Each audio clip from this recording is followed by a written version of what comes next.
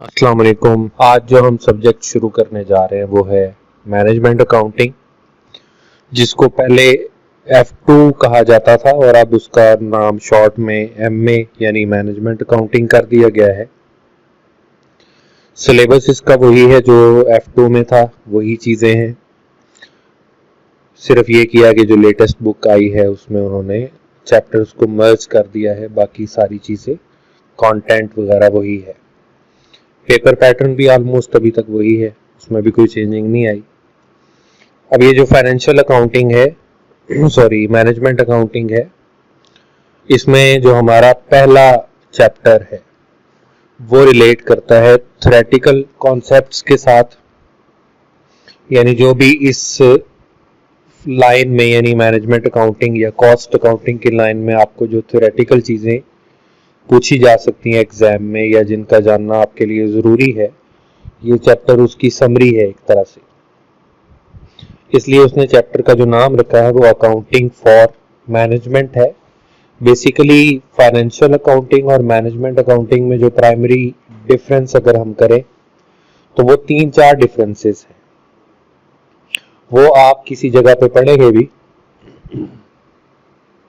कि जो आपकी फाइनेंशियल अकाउंटिंग होती है वो किसी भी पब्लिक लिमिटेड कंपनी में उसकी स्टेटमेंट्स बनाना बाय लॉ ज़रूरी है। उसके जो फॉर्मेट्स हैं वो इंटरनेशनल अकाउंटिंग स्टैंडर्ड्स को फॉलो करके बनाए जाते हैं और उसकी जो रिपोर्टिंग वगैरह भी होती है वो भी इंटरनेशनल फाइनेंशियल रिपोर्टिंग स्टैंडर्ड्स को फॉलो करके बनाए जाते हैं। और आम तौर पे जो फाइनेंशियल अकाउंटिंग का यूज़ होता है वो एक्सटर्नल होता है। फॉर एग्जांपल फाइनेंशियल अकाउंटिंग की जो स्टेटमेंट आप बनाएंगे वो या तो शेयर होल्डर यूज़ करेगा, यानी वो देखेगा कि इस कंपनी को कितना प्रॉफिट हो रहा है और उसके अकॉर्डिंग वो फैसला करेगा कि वो आपकी कंपनी में आपके बिजनेस में इन्वेस्ट करना चाहता है या नहीं करना चाहता। इसी तरीके से उसका यूज़ गवर्नमेंट करेगी टैक्स इंपोज करने के लिए, तो गवर्नमेंट भी एक एक्सटर्नल स्टेक होल्डर है। या फिर उसका यूज़ बैंक करेगा, बैंक से जब आप लोन अप्लाई करेंगे तो बैंक आपसे बोलेगा कि आप अपनी फाइनेंशियल स्टेटमेंट्स दिखाएं और उसकी बेस पे आपके बिजनेस का एनालिसिस करके आपकी लोन की अमाउंट अप्रूव करेगा। जबकि मैनेजमेंट अकाउंटिंग बाय लॉ जरूरी भी नहीं है, इसकी जितनी भी रिपोर्ट्स हैं वो बनाना लॉ में उसकी कोई कंपल्शन नहीं है। दूसरा, इसका जो भी रिपोर्टिंग के ये जो भी चीज़ें इसमें हम बनाते हैं, फॉर्मेट्स बनाते हैं, वो मैनेजमेंट की नीड को सामने रखते हुए बनाते हैं। इसका कोई भी पेट फॉर्मेट नहीं है, कोई भी स्टैंडर्ड्स नहीं है। और मैनेजमेंट अकाउंटिंग का मोस्टली यूज़ इंटरनल होगा, यानी मैनेजमेंट फैसले करने के लिए, डिसीजन मेकिंग के लिए या प्लानिंग और कंट्रोलिंग के लिए मैनेजमेंट अकाउंटिंग इंफॉर्मेशन को यूज़ करेगी। इसलिए इसका नाम भी मैनेजमेंट अकाउंटिंग है कि इसको मैनेजमेंट यूज़ करती है या बिजनेस को मैनेज करने के लिए ये इंफॉर्मेशन चाहिए। तो इस चैप्टर में वो थ्योरेटिकल पार्ट कवर करेगा। सबसे पहला जो टॉपिक इस चैप्टर में है उस पे आ जाते हैं हम। यहां पे वो लिख रहा है good information, quality of good information. तो गुड इंफॉर्मेशन को समझने से पहले आपको इंफॉर्मेशन का भी पता होना चाहिए। लिहाजा उसने दो चीजों को डिफाइन किया, डाटा एंड इंफॉर्मेशन। डाटा अलग चीज है, इंफॉर्मेशन अलग चीज है। डिफाइन वो कर रहा है कि डाटा मींस फैक्ट्स। फैक्ट्स का मतलब क्या है? आपने मंथ के एंड पे कैलकुलेट किया कि आपकी टोटल सेल 5 लाख हुई। अब ये जो वैल्यू है सेल की 5 लाख, ये डाटा है, ये एक फैक्ट को एक्सप्लेन कर रहा है कि आपने 5 लाख की सेल्स की हैं ड्यूरिंग द मंथ। इसलिए वो कहता है कि डाटा नंबर्स भी हो सकते हैं, लेटर्स भी हो सकते हैं। लेटर मतलब लेटर खत नहीं है यहाँ पे, लेटर मतलब अल्फाबेट्स। जैसे एम्प्लॉय का नाम है तो लेटर्स हैं, तो एम्प्लॉय का नाम डाटा है। नंबर ऑफ एम्प्लॉइज आपके ऑर्गेनाइजेशन में कितने हैं, ये डाटा है। ठीक है, इसी तरह कोई सैंपल्स हो सकते हैं। रॉ फैक्ट्स, यानी रॉ फॉर्म में, जिन पे अभी हमने किसी तरह का प्रोसेस नहीं किया। वो प्रोसेस क्या होता है वो भी हम इंफॉर्मेशन की डेफिनेशन में उसको समझेंगे। Events and transactions which have been recorded but not yet processed into a form suitable for use। अच्छा, समटाइम्स ऐसा होगा कि मैनेजमेंट कहती है जी हमें पिछले 12 महीने की मंथली सेल्स का रिकॉर्ड दे दे। तो आपने हर मंथ की सेल वहां से लेजर से उठाई, उनको एक एक्सेल की शीट में पुट किया, उसका प्रिंट लिया और जाके मैनेजमेंट को दे दिया। अब मैनेजमेंट की रिक्वायरमेंट ही ये थी कि उसको सेल्स की फिगर चाहिए। तो इस केस में डाटा ही इंफॉर्मेशन भी है, क्योंकि वो उसी फॉर्म में यूजेबल है जिस फॉर्म में आपने उसको, रॉ फॉर्म में ही वो यूजेबल है, क्योंकि मैनेजमेंट ने उसी चीज को रिक्वायर किया है जो आपने वहां से फिगर्स नोट करके उसको बता दी। लेकिन सम टाइम ऐसा होगा कि मैनेजमेंट आपको एक टास्क देगी कि आप डाटा पे कोई सर्टेन प्रोसेस करें। अब प्रोसेस क्या है? प्रोसेस को समझें तो आप कह सकते हैं कि प्रोसेस कोई फॉर्मूला हो सकता है,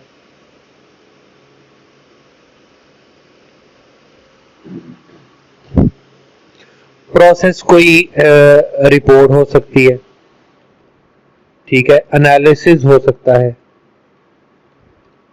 तो ये मुख्तलिफ चीजें प्रोसेसेस में आती हैं। तो जब आप डाटा को प्रोसेस करेंगे तो वो यूजेबल बन जाएगा। जैसे आपको मैनेजर ये कहता है कि मुझे ये बताएं कि जनवरी से लेकर दिसंबर तक सेल्स में कितना इंक्रीज आया है। तो आप क्या करेंगे कि जनवरी की सेल देखेंगे, फॉर एग्जांपल जनवरी की सेल है 5 लाख, दिसंबर की सेल आपने देखी तो वो आपने नोट किया कि वो है 6 लाख। तो आपने देखा कि दिसंबर और जनवरी में 1 लाख का इंक्रीज आया है, यानी ये आएगा ग्रेजुअल या सडन, जैसे भी आया। तो आप ये बताएंगे कि जो दिसंबर की सेल है वो जनवरी की सेल से 20% ज्यादा है। यानी ये जो आपने परसेंटेज कैलकुलेट की, इसके लिए परसेंटेज का फॉर्मूला लगाया, तो ये परसेंटेज का फॉर्मूला एक प्रोसेस है। आपने रॉ फैक्ट्स को, यानी 5 लाख और 6 लाख की दो जो वैल्यूज थी, ये डाटा था, इसमें आपने एनालिसिस किया और आपने फाइंड आउट किया कि आपकी सेल 20% इंक्रीज की है। तो ये जो 20% वाला आपने आंसर निकाला, दैट इज योर प्रोसेस, और इसी को हम इंफॉर्मेशन कहेंगे। उसने डिफाइन कर दिया कि information is data which has been processed in such a way that it is meaningful to the person who receives it. यानी मैनेजर को ये चाहिए कि सेल में कितना इंक्रीज आया। मैनेजर को कोई टारगेट मिला हुआ होगा कि आपने इतने % इस साल सेल में इंक्रीज लेके आना है, तो वो अकाउंटेंट से पूछ लेगा एंड ऑफ द ईयर या मिड ऑफ द ईयर, या जब भी उसको जरूरत पड़ेगी कि उसकी सेल उस टारगेट को अचीव करने की तरफ जा रही है या नहीं जा रही। तो वो प्रोसेस करके आप डाटा को इंफॉर्मेशन में कन्वर्ट कर देते हैं। The term data and information, ये जो उसने इस बॉक्स में लिखा है, the data and information are often used interchangeably in everyday language। यानी आम तौर पे हम डाटा और इंफॉर्मेशन को कैजुअली अल्टरनेटिवली यूज कर लेते हैं कि डाटा और इंफॉर्मेशन से मुराद एक ही है, लेकिन हम बिजनेस में इसको ऐसे यूज नहीं करते। खासतौर पे मैनेजमेंट अकाउंटिंग में हम दोनों टर्म्स को अलग अलग मीनिंग लेते हैं उनका। तो as data is converted into information, some of the detail of the data is eliminated and replaced by summaries which are easier to understand। ठीक है, तो उसने नीचे एक प्रोसेस बता दिया कि you have data,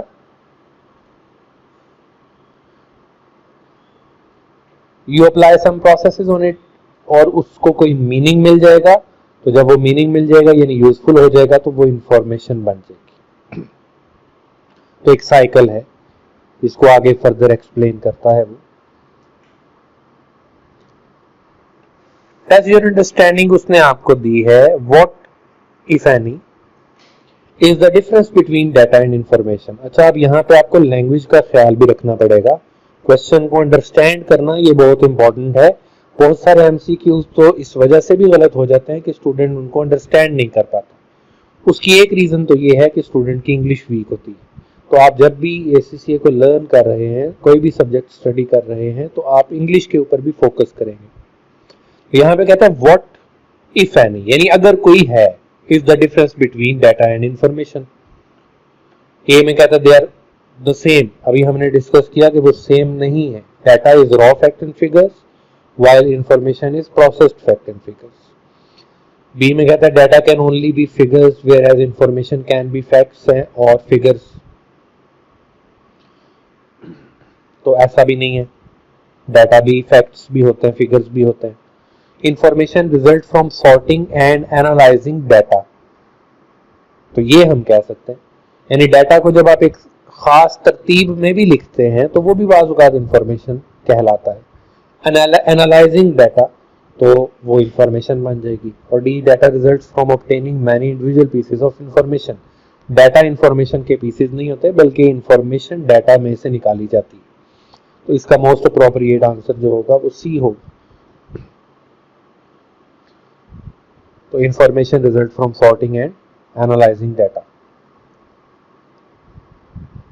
तो इसने क्योंकि डिफरेंस पूछा है तो उसमें data can only be figures whereas information can be fact और फिगर्स, तो डाटा में भी फैक्ट्स भी होते हैं, फिगर्स भी होते हैं, तो इसमें आप उसको देख लें। अब यहाँ पे वो कहता है कि इंफॉर्मेशन के कैरेक्टरिस्टिक्स क्या है, कैरेक्टरिस्टिक ऑफ गुड इंफॉर्मेशन। यहाँ पे डाटा के कैरेक्टरिस्टिक्स नहीं बता रहा। डाटा के कैरेक्टरिस्टिक्स वो इसलिए नहीं बता रहा कि वो डाटा को यूजफुल समझता ही नहीं है। प्रैक्टिकली भी डाटा यूजेबल नहीं होता, यूजफुल नहीं होता, बल्कि इंफॉर्मेशन मैनेजमेंट के लिए यूजफुल होती है। तो वो यूजफुल कब होगी, जब वो गुड इंफॉर्मेशन होगी। और अब गुड कब होगी, जब उसमें यूजेबिलिटी के फीचर्स अवेलेबल होंगे। तो किसी भी इंफॉर्मेशन को गुड इंफॉर्मेशन कहा जाएगा अगर उसमें एक्यूरेट फीचर्स अवेलेबल हैं। ये एब्रीविएशन है ACCURATE। तो जो ए है it means accurate itself. Accuracy का मतलब क्या होगा कि अगर आप डाटा की कैलकुलेशन करते वक्त, यानी डाटा को इंफॉर्मेशन में कन्वर्ट करते वक्त जो फॉर्मूला लगा रहे हैं उसकी कैलकुलेशन में आपने गलती कर दी और वैल्यूज गलत लिख दी, तो वो एक्यूरेट तो नहीं है, वो तो गलत है। सम टाइम ऐसा होता है कि आप जब कन्वर्ट करते हैं डेसिमल प्लेसेस को, राउंड ऑफ करते हैं, तो राउंड ऑफ करते वक्त आप गलती कर देते हैं जिससे आपकी सारी इंफॉर्मेशन गलत हो जाती है और गलत इंफॉर्मेशन की बेस पे जो डिसीजन भी होगा वो गलत हो जाएगा। तो ये accuracy, degree of accuracy depends on the reason why the information is needed. कोई भी चीज 100% एक्यूरेट तो नहीं होगी, लेकिन उसमें जितनी पॉसिबल एक्यूरेसी क्रिएट की जा सकती है वो हम करेंगे। For example, a report on the performance of different divisions of the business may show figure to the nearest dollars, ये जो उसने लिखा है, और नियरेस्ट $1000। जैसे आपकी एक वैल्यू हुई 10,250, तो आपने 250 को राउंड ऑफ किया और आपने बोला कि 10,000 ही है। लेकिन अगर आपका 1,250 हो, यहाँ पे आप 250 को राउंड ऑफ करके 1000 नहीं कर सकते। 1250 और 1000 में जो डिफरेंस है 250 का, दैट इज सिग्निफिकेंट डिफरेंस। लेकिन अगर आपकी एक वैल्यू है 1 लाख और उससे 200 रुपए ऊपर, तो आप 200 को अगर आप राउंड ऑफ भी कर देंगे तो उससे कोई फर्क नहीं पड़ता। यानी 1 लाख और 1,200,000 ये कोई इतना मेजर डिफरेंस नहीं है। तो ये समझाने का मतलब ये हुआ कि आपको जब कन्वर्जन करनी है और उसको राउंडिंग ऑफ करनी है तो वो आपने सेंसिबल राउंडिंग ऑफ करनी है, बहुत ज्यादा राउंड ऑफ नहीं कर देना फिगर्स को। यानी आप 1450 को तो 1500 कर सकते हैं, लेकिन 1350 को 1500 में कन्वर्ट नहीं कर सकते। या आप 50,000 को 50,380 को 50,000 कह सकते हैं, लेकिन 5,980 को 5,000 नहीं कह सकते, वो फिर 6,000 की तरफ कन्वर्ट हो जाएगा। तो ये कन्वर्जन का सारा चक्कर कि कन्वर्ट करते वक्त या आप डेसिमल प्लेसेस लगाते वक्त उसमें एक्यूरेसी का ख्याल रखें। और थर्ड पॉइंट इसने दिया है कि alternatively when calculating the cost of a unit of output, manager may want the cost to be accurate to the nearest cents. Cents का मतलब यह है कि वो बहुत डेसिमल प्लेसेस तक आगे ना जाए, यानी डॉलर्स में तो नहीं होगी, मतलब $10.2 है, ठीक है, तो ये $10 और 20 सेंट्स बनेगा। तो वो इस तरीके से कहता है कन्वर्जन करते वक्त आपने एक्यूरेसी का ख्याल रखना है। अच्छा, जो दूसरा फीचर है उसका quality of good information, attribute of good information, वो क्या है? कंप्लीट। यानी A for accurate, C for complete. Complete का मतलब सादा अल्फाज में तो ये है कि अगर आपसे मैनेजर ने ये बोला है कि आप पिछले पूरे 12 माह का उसको डाटा या इंफॉर्मेशन प्रोवाइड करें, सेल्स का डाटा प्रोवाइड करें, एनालिसिस प्रोवाइड करें, और आप उसको 10 महीने का प्रोवाइड कर देते हैं, तो दैट इज नॉट कंप्लीट। तो अगर कोई चीज मिसिंग है तो वो कंप्लीट नहीं, यानी कोई भी पीस ऑफ इंफॉर्मेशन मिसिंग होगा तो फिर इंफॉर्मेशन कंप्लीट नहीं होगी। अच्छा, कंप्लीट करते वक्त अननेसेसरी डिटेल्स नहीं लिखनी उसमें, जो नेसेसरी डिटेल्स है, जो to the point fact and figures है, वो लिखेंगे। For example, a complete control report or variance should include all standard and actual cost necessary to aid understanding of the variance calculation। ये आप variance वगैरह आगे पढ़ेंगे तो वहां पे आपको ये चीज समझ आएगी। थर्ड, सी से मुराद है कॉस्ट इफेक्टिव। ये इंफॉर्मेशन का सबसे इंपॉर्टेंट फीचर है, कॉस्ट इफेक्टिव। जब आप इंफॉर्मेशन कलेक्ट करते हैं ना तो उस पर कॉस्ट लगती है। कॉस्ट कैसे लगती है? आपने एक बंदा रखा जिसका काम ही सिर्फ डाटा एनालिसिस करके उसको इंफॉर्मेशन में कन्वर्ट करना है, उसको आप एक सैलरी दे रहे हैं, वो सैलरी कॉस्ट है, ये इंफॉर्मेशन इकट्ठी करने की कॉस्ट है। या आपने एक कंपनी को हायर किया मार्केट का सर्वे करने के लिए, आप एक प्रोडक्ट लॉन्च करने जा रहे हैं और वो कंपनी सर्वे करके आपको बताएगी कि वो प्रोडक्ट सक्सेसफुल रहेगी या नहीं रहेगी, तो उस कंपनी को जो आपने सर्वे करने की पेमेंट की है वो उसकी कॉस्ट है इंफॉर्मेशन कलेक्ट करने की। अब इंफॉर्मेशन जब आप कलेक्ट करेंगे तो उस इंफॉर्मेशन का डेफिनेटली कोई बेनिफिट भी होगा। तो जो बेनिफिट ऑफ इंफॉर्मेशन है वो उसकी कॉस्ट से ज्यादा होना चाहिए। यह है कॉस्ट इफेक्टिव का मतलब। इसको यूं समझें कि आपने एक इंफॉर्मेशन कलेक्ट की और उस पर आपने कॉस्ट लगाई, सी फॉर कॉस्ट, उस पर आपने कॉस्ट लगाई $10,000 और उससे आपको जो बेनिफिट मिला वो बेनिफिट मिला आपको $9,000। इसका मतलब है कि $1,000 तो आपने एक्स्ट्रा कॉस्ट लगा दिए, तो वो इंफॉर्मेशन कलेक्ट करने का आपको कोई बेनिफिट नहीं हुआ। एक और जगह पे आपने कॉस्ट इनकर की $1 लाख,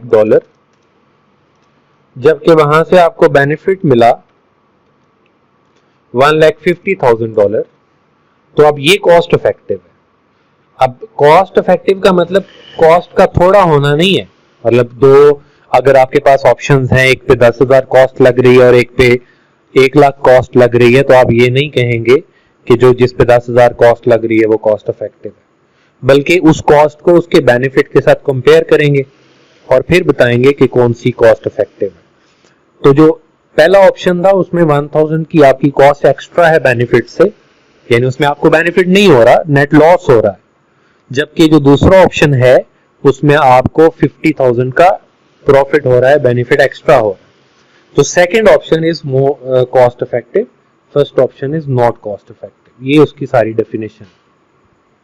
तो पहला पॉइंट उसने लिखा, value of information should exceed the cost of producing it, यानी जो उसका आपको इंफॉर्मेशन कलेक्ट करने का बेनिफिट हो वो उसकी कॉस्ट से ज्यादा होना चाहिए। Management information is valuable because it assist decision making. अब इंफॉर्मेशन के बगैर जो डिसीजन लिया जाएगा उसमें गलती के चांसेस ज्यादा हैं, जो डिसीजन इंफॉर्मेशन की बेस पे लिया जाएगा उसमें गलती के चांसेस कम है। ये हम नहीं कह सकते कि अगर आपके पास इंफॉर्मेशन आ गई है तो आपका डिसीजन लाजमी तौर पे सही होगा, लेकिन उसमें गलती के चांसेस कम है। फिर डिसीजन कितना एक्यूरेट होगा ये डिपेंड करता है इंफॉर्मेशन की एक्यूरेसी पे। इंफॉर्मेशन जितनी एक्यूरेट होगी उतना ही आपका डिसीजन एक्यूरेट होगा। If a decision backed by information is different from what it should have been without the information, the value of information equate to the amount of money saved as a result। ये जो value of information वाला concept है ना, ये असल में F5 में detail में डिस्कस हुआ है। यहाँ पे वैल्यू ऑफ इंफॉर्मेशन को थ्योरेटिकली उसने बता दिया है कि अगर आप जो बेनिफिट ले रहे हैं इंफॉर्मेशन कलेक्ट करके, फॉर एग्जांपल आपने सर्वे किया और आपको पता चला कि आपकी प्रोडक्ट के बारे में लोग नहीं जानते, इस बेस पे आपने एडवर्टाइज किया, लोगों को आपकी प्रोडक्ट की इंफॉर्मेशन मिली और आपकी सेल 5 लाख पे चली गई, जबकि सर्वे के बगैर आपको नहीं पता था कि आपकी प्रोडक्ट में को लोग नहीं जानते, आप एडवर्टाइज नहीं कर रहे थे। उस केस में आपकी जो सेल हो रही थी वो 3.5 लाख हो रही थी। तो आप ये कह सकते हैं कि इंफॉर्मेशन गैदर करने की वजह से आपको 1.5 लाख का फायदा हुआ। तो ये है वैल्यू ऑफ इंफॉर्मेशन। तो डेफिनेटली जब आप इंफॉर्मेशन कलेक्ट करेंगे तो उसकी कोई ना कोई वैल्यू तो है, बेनिफिट तो एक्सीड करेगा विदाउट इंफॉर्मेशन वाले बेनिफिट से। वो कितना एक्सीड करेगा, वही उसकी इंफॉर्मेशन की वैल्यू है।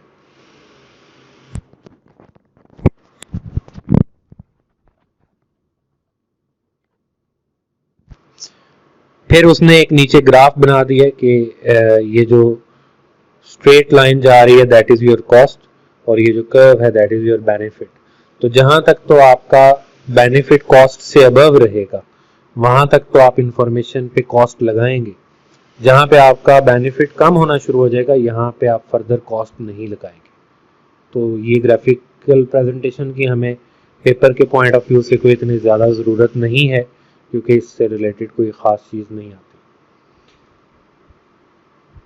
फिर जो एक्यूरेट एब्रीविएशन में यू है वो कहता है अंडरस्टैंडेबल होनी चाहिए। अंडरस्टैंडेबल का मतलब है कि आप जब एक ऐसे मैनेजर को इंफॉर्मेशन या रिपोर्ट बना के दे रहे हैं जो अकाउंटिंग टर्मिनोलॉजीज को या बिजनेस टर्मिनोलॉजीज को कोई ज्यादा नहीं समझता, उसने बिजनेस नहीं पढ़ा हुआ लेकिन वो बिजनेसमैन है, उसके पास इन्वेस्टमेंट है, वो बिजनेस कर रहा है, लेकिन वो टेक्निकल टर्मिनोलॉजीज को नहीं समझता, टेक्निकल लैंग्वेज को नहीं समझता, तो आप वो वाली लैंग्वेज इस्तेमाल नहीं करेंगे, अदरवाइज वो इंफॉर्मेशन अंडरस्टैंडेबल नहीं रहेगी। और जब इंफॉर्मेशन अंडरस्टैंडेबल नहीं है तो वो किसी काम की नहीं। जैसे डॉक्टर आपको बताते हैं जी आपको बुखार है या गला खराब है या आपको फ्लू है, लेकिन इन सारी बीमारियों के मेडिकल साइंस में जो अलग नेम है, मतलब फ्लू को वो फ्लू नहीं कहते, उसको कुछ और ना, लेकिन आम बंदे को वो नहीं पता। तो जब आम बंदे को वो ये बताएंगे कि आपको वो फलां टर्म वाली बीमारी हो गई है तो वो परेशान होगा, वो समझेगा कि कोई बड़ी बीमारी आ गई है। इसी तरह बिजनेस में भी जब आप जार्गन्स इस्तेमाल करते हैं या टेक्निकल लैंग्वेज यूज करेंगे तो वो फिर जो मैंने यूजर ऑफ इंफॉर्मेशन है उसको जब समझ नहीं आएगी तो फिर फायदा कोई नहीं होगा इंफॉर्मेशन का, वो उसको रद्दी की टोकरी में फेंक देगा। इसी तरीके से जो फाइनेंशियल इंफॉर्मेशन है उसको भी सादा अल्फाज में करके कन्वर्ट करके आप तो यूजर तक पहुंचाएं ताकि यूजर समझ सके। तो ये अंडरस्टैंडेबल का मतलब ये नहीं है कि हर बंदे को समझ आए, जो भी यूजर ऑफ इंफॉर्मेशन है वो उसको अंडरस्टैंड कर सके। फिर है रेलेवेंट, जिस मकसद के लिए इंफॉर्मेशन चाहिए उस मकसद से रिलेटेड और रेलेवेंट इंफॉर्मेशन आप प्रोवाइड करें, गैर जरूरी बीच में कोई चीज ना लिखें। जैसे अगर आपको प्रोडक्ट ए की सेल के बारे में पूछा गया है कि उसकी सेल का आप एनालिसिस करके बताएं, तो उसमें अगर आप प्रोडक्ट बी भी लिख देंगे तो वो इररेलेवेंट है। या आपको अगर कॉस्ट का डाटा पूछा गया है और आप कॉस्ट के साथ रेवेन्यू का भी डाटा प्रोवाइड कर देते हैं और पूरी फाइनेंशियल स्टेटमेंट बना के दे देते हैं, प्रॉफिट और लॉस कैलकुलेट करके देते हैं, तो उसका कोई फायदा नहीं है, क्योंकि मैनेजर ने आपसे रिक्वायर किया है कि उसको कॉस्ट का डाटा चाहिए, कॉस्ट इंफॉर्मेशन चाहिए। जैसे उसने ये सेकंड पैराग्राफ में लिखा था कि the sale team may need to know the total cost of producing a unit to calculate. यानी आपको एक सेलमैन कहता है कि मुझे ये बता दें ये चीज बनी कितने में है, आप कहते हैं 10 रुपए में बनी है, आप 12 में बेचेंगे या आप इसके ऊपर प्रॉफिट रखेंगे अपना। सेल्समैन को इससे गर्ज है कि 10 में बनी है। अगर आप सेलमैन को ये बताना शुरू कर दें कि इसमें 6 रुपए का मटेरियल लगा है, 2 रुपए की लेबर लगी है, 2 रुपए के ओवरहेड्स लगे हैं, तो इस सारी कहानी का सेल्समैन को कोई फायदा नहीं। सेल्समैन को फाइनल फिगर चाहिए कि 10 रुपए में बनी है, उसमें आपने मटेरियल लगाया है, लेबर लगाई है, ओवरहेड्स लगाए हैं, इससे सेल्समैन को कोई लेना देना नहीं है। इसी तरह जो डायरेक्टर लेवल पे लोग बैठे हुए हैं, जो डिसीजन मेकर हैं, उनको बहुत तफसील नहीं चाहिए, उन्होंने क्विक डिसीजन लेने हैं। उनको आप ज्यादातर ये जब आप प्रैक्टिकल फील्ड में जाएंगे तब भी आप देखेंगे, आगे भी एडवांस लेवल के सब्जेक्ट्स में भी देखेंगे कि जो डायरेक्टर लेवल के लोग होते हैं ना, वो ज्यादातर उनको इंफॉर्मेशन चाहिए होती है ग्राफ्स, चार्ट्स, टेबल्स की फॉर्म में। उनको ये लंबी लंबी कहानियां नहीं चाहिए होती। वो आपको कहते हैं मुझे बस ये ग्राफ बना के दे दें, टेबल बना के दे दें, वो जल्दी से उसको ओवरव्यू करेंगे और उसकी बेस पे अपना जो डिसीजन उन्होंने लेना है वो ले लेंगे। तो रेलेवेंट होनी चाहिए। इररेलेवेंट इंफॉर्मेशन का कोई फायदा नहीं है, वो वेस्ट ऑफ टाइम है। बाज़-औक़ात इररेलेवेंट इंफॉर्मेशन जब आप रिपोर्ट में लिख देते हैं तो वो असल जो काम की बात है वो कहीं गुम हो जाती है बीच में। फिर है ए, एक्सेसिबल।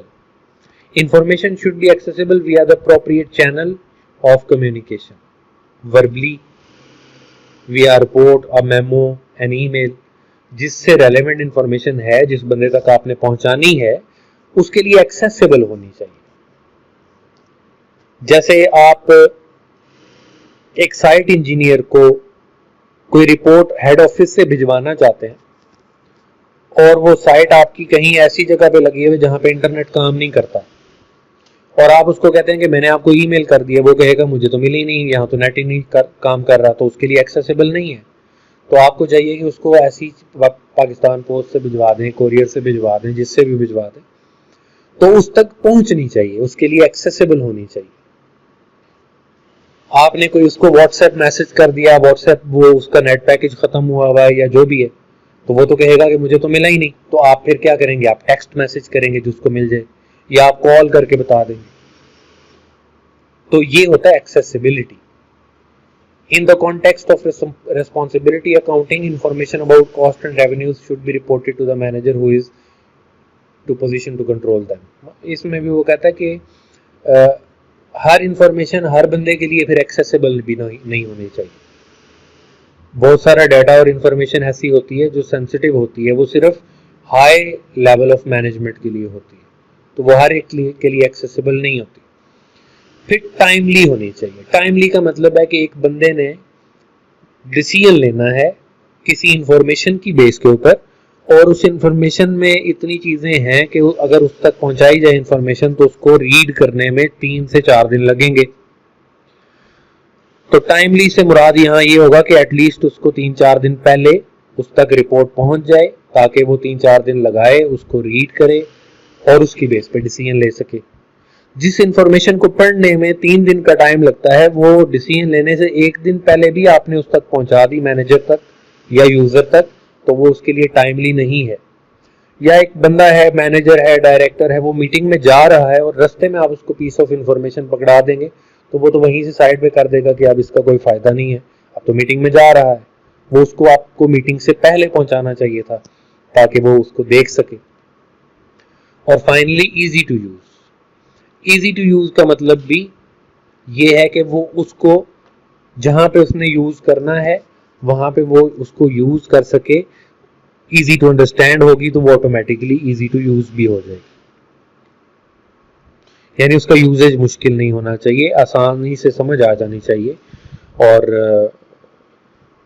अंडरस्टैंडेबिलिटी और ये सारी चीजें जो है ये इजी टू यूज को कवर करती है। इंफॉर्मेशन एंड डाटा में क्या डिफरेंस होगा? डाटा के बारे में वो कहता है कि डाटा एरर फ्री हो, तो जब डाटा एरर फ्री होगा तो इंफॉर्मेशन ऑटोमेटिकली उसकी एक्यूरेसी के चांसेस बढ़ जाएंगे। इंफॉर्मेशन की एक्यूरेसी ज्यादा होगी तो डिसीजन की एक्यूरेसी के चांसेस बढ़ जाएंगे।